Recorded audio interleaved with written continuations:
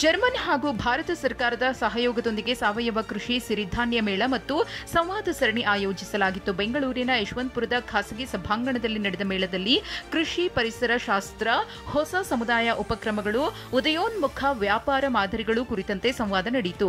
ಇದೇ ವೇಳೆ ಬೆಂಗಳೂರಿನ ಜರ್ಮನ್ ಕಾನ್ಸುಲೇಟ್ ಜನರಲ್ ಅಚಿಮ್ ಬರ್ಕಾರ್ಟ್ ಪಾಲ್ಗೊಂಡಿದ್ದರು. ಸಾಂಪ್ರದಾಯಿಕ ಪದ್ಧತಿಯ ಸಾವಯವ ಕೃಷಿಯಿಂದ ಬೆಳೆ ಬೆಳೆಯಬೇಕಿದೆ. ಹವಾಮಾನ ಜೊತೆಗೆ ನಮ್ಮ ಪಾಕವಿಧಾನವನ್ನು ಬದಲಾಯಿಸಬೇಕಿದೆ. ಇದರಿಂದ ಮನುಷ್ಯನಿಗೆ ತುಂಬಾ ಪ್ರಯೋಜನಕಾರಿ.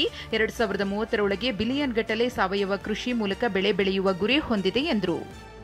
It's in the framework of the green and sustainable development partnership between Germany and India.